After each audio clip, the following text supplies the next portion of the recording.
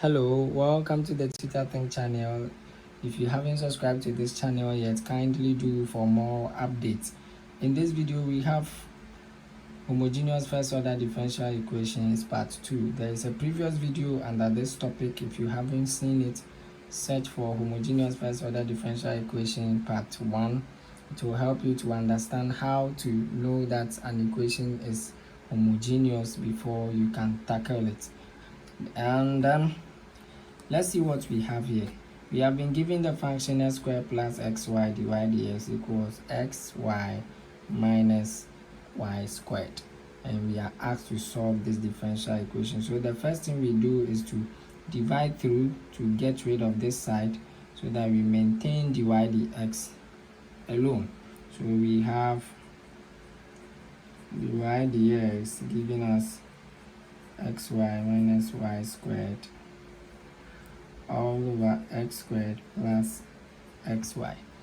Now, our next step is to check if this is homogeneous or not. To check if the equation is homogeneous, we need to check the degrees of the each term of the differential equation. So the first term we have x has a degree of 1, y has a degree of 1. When we add it, we get 2. When we compare with this one, there is 2, so that is correct. We come here, we check it has a degree of 2. The next part, we also have a degree of 1 giving us 2. So this is homogeneous.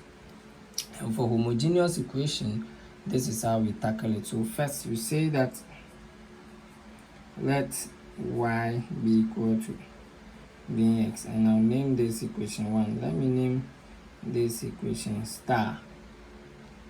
I will differentiate y with respect to what? X. This is product, so I'm using product rule. So this will give me dy dx. If I differentiate everything, this is the result I'll get. It will give me v plus x dv dx, and this will be my equation 2. How did I do it? Hold this one or maintain v, differentiate x. When I differentiate x with respect to x, I'm getting 1. 1 times this will give me what? This. When I differentiate this side, I'll hold x and differentiate v, that is dv dx. So go over my video, search for product rule for differential equations. It is there. You can go over that formula. This is the shortcut method. So from this stage, wherever we see y in the original function, we substitute vx. So I will say that put equation 1 into equation star, and that will be understandable. So I now have my dy dx giving me x. Wherever I see y, I put vx into vx minus vx all squared, all divided by x squared plus x into what? Vx. Now when I get here, I will expand by multiplying through. So I'll have dy dx giving me x squared v minus x squared v squared. This will give me x squared v squared all over s squared plus this time this will give me x squared v. So from here, I can now put in equation 2. Equation 2 says dy dx is everything here. So I'll say put in equation 2. So when I put in equation 2, I am getting v plus x dv dx equals x squared v minus x squared v squared over x squared plus x squared. Now x squared here is common, x squared here is common, x squared here is common, so we can factorize it. Remember, our interest is to maintain the v's and factorize the x out. So I can factorize x squared out. So now I am getting v plus x dv dx giving me x squared outside. This will give me v minus v squared. So when I multiply this, I get back the numerator all divided by x squared outside. This will give me 1 plus v. So that x squared times this will give me x squared times this will give me x squared v. So now this can take care of this. So if that can take care of that, then the equation becomes v plus x dv dx equal to v minus v squared all over 1 plus v. So from here we can now carry v to this side to group like terms. So I'm getting x dv dx giving me v minus v squared all over 1 plus v minus v. Since v is positive here, and now take LCM on the left side. Sorry, I'll now take LCM on the right side, getting x dv dx giving me v minus v squared all over 1 plus v minus v. This is over 1. LCM will be here. So now my LCM will be 1 plus v times 1. So 1 plus v. So now when I multiply this, this will into this will give me 1. 1 times the numerator will give me the same thing, v minus v squared minus v. 1 times 1 plus this will give me 1 plus v. So times this v, which is already here, I'm getting 1 plus v. So this is equal to x dv dx. From here, I can expand this side by getting x dv dx giving me v minus v squared. This time this minus v, this time this plus v squared. So all divided by 1 plus v. Now we can group like times x squared term here. This is supposed to give us negative minus v. So let me rewrite this term. I'm getting x dv is giving me v minus v squared minus v squared over 1 plus v. So now this and this will be common. This and this will now cancel. So we have x dv dx giving us minus 2v squared all over 1 plus v. Now when we get here, we do what we call separation of variables. Separating variables. Now to separate the variables, we are saying that we are supposed to group this differential equation such that we group all v's to one side and all x towards another side. When we do that, we have done what we call separation of variables. So I'll do that one on a rough sheet. I have x dv is giving me minus 2v squared all over 1 plus v. And I said that to be able to do this is very simple, but I will go through the basic steps for you to get the concept. But you don't need to show work for what I'm about to do.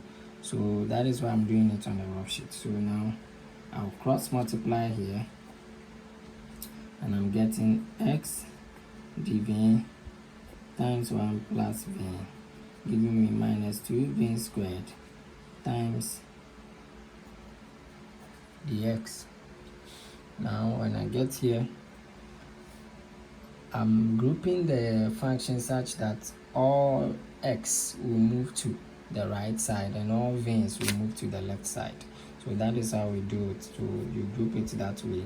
It's not really compulsory, but you need to group it that way. So now, because I want to do that, I will divide here by what? V squared. Divide here by. Someone will ask, why didn't I divide by minus 2v squared?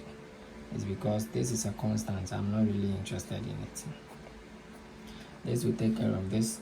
Now I'm getting x dv 1 1 plus v all over v squared, giving us dx, which is minus 2 dx. So now, since x is at this side, we need to divide again, and we divide here again by x. This will take care of this. We are getting dv 1 plus v all over v squared equal to minus 2 over x dx.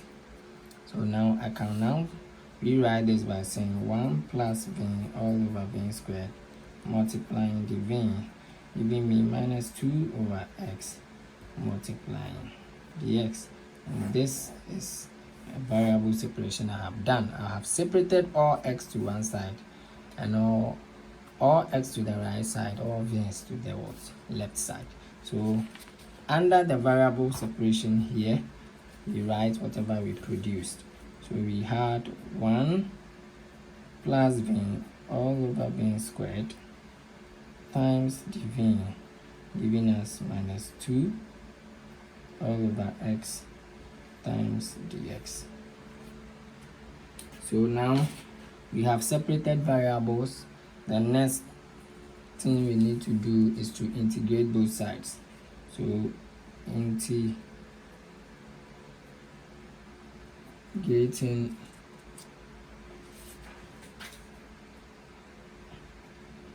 both sides of the equation, we just do like this. Integral of 1 plus v over v squared dot dv is the same as integral of minus 2 over x dot ds. This dot is multiplication. Now, in my previous video, if you have finished watching that one, you should note that I said that the integral of something like this, usually you check the denominator to see that if I differentiate the denominator, will it be equal to the numerator?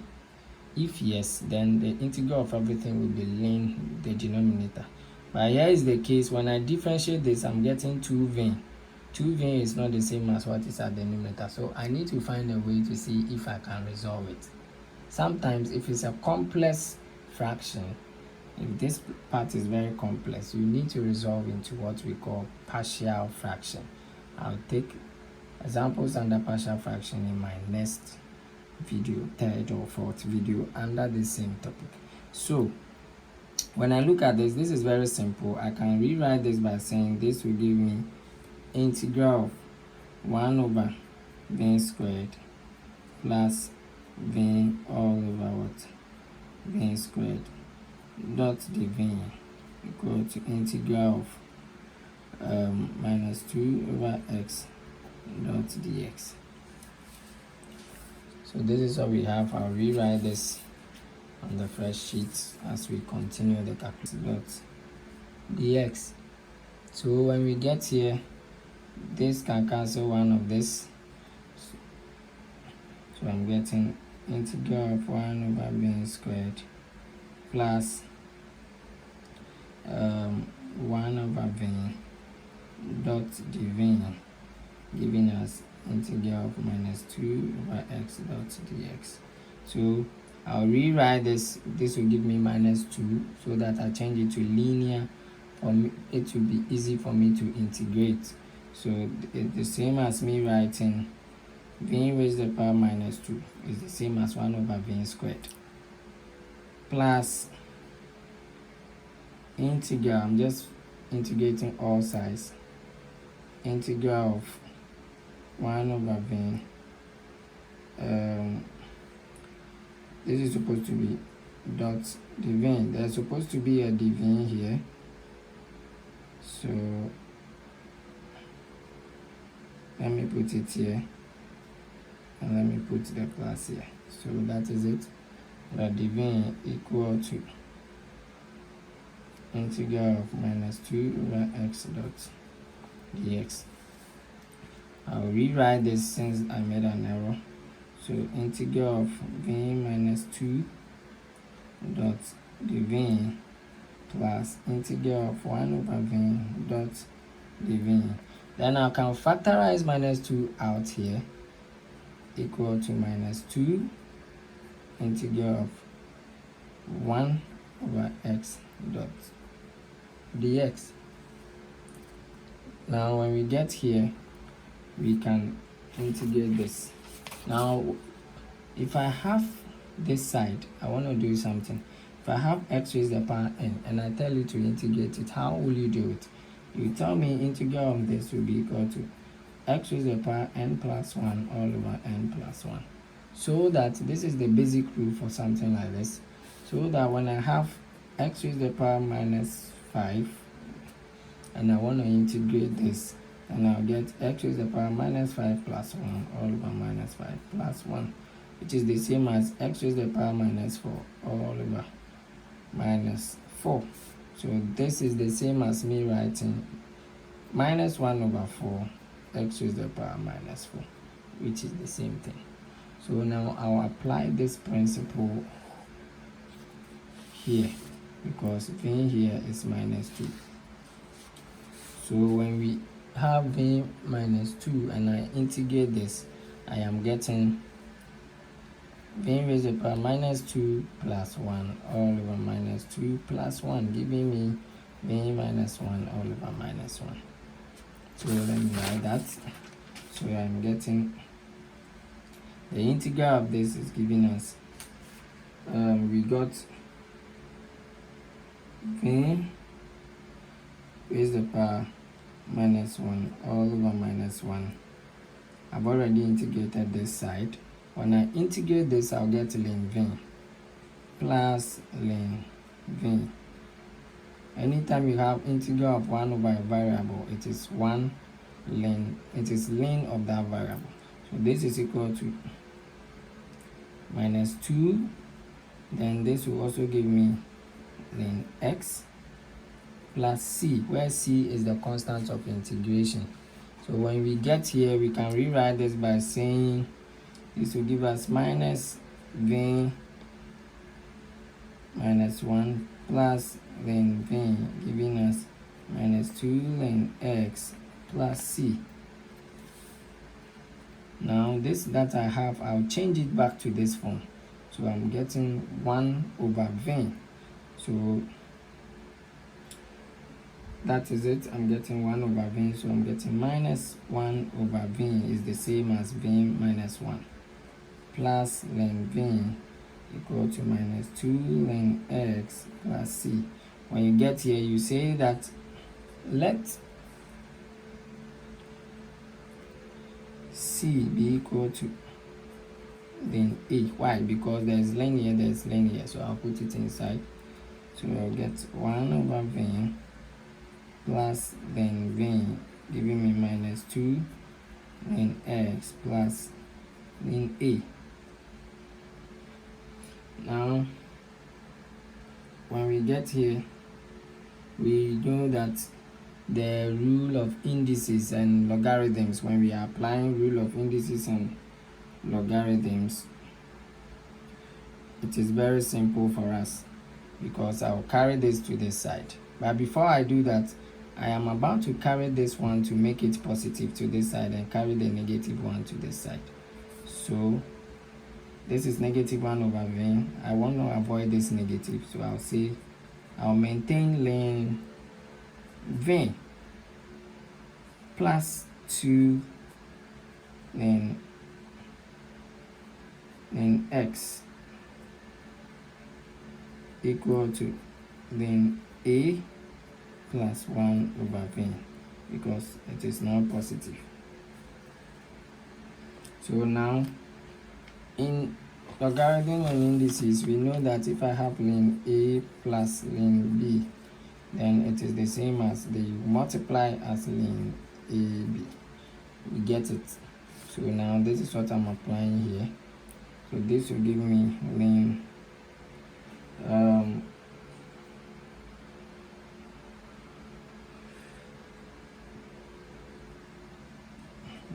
v. I want to use the law of indices again, or the law of logarithm again.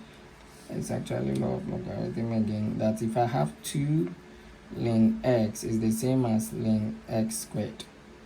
So we should take note of that, so that I'll rewrite this side. So plus then x squared giving me ln a plus 1 over v. So when I rewrite this, I will now change this thing to give me then v x squared, they will multiply equal to then a plus 1 over what? V. But we must not forget that in the beginning we said that let y be equal to vx. So I'm bringing that back.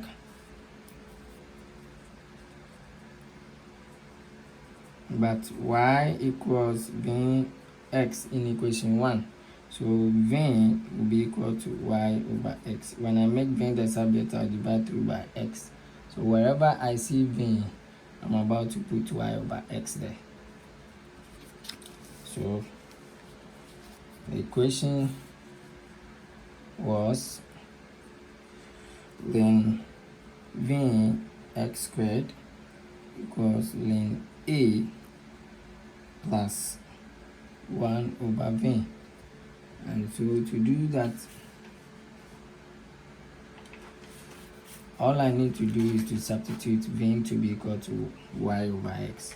So I'm getting ln, let me put this into bracket. Wherever I see v, I put y over x multiplying x squared giving me ln a plus 1 over, this will give me 1 over x.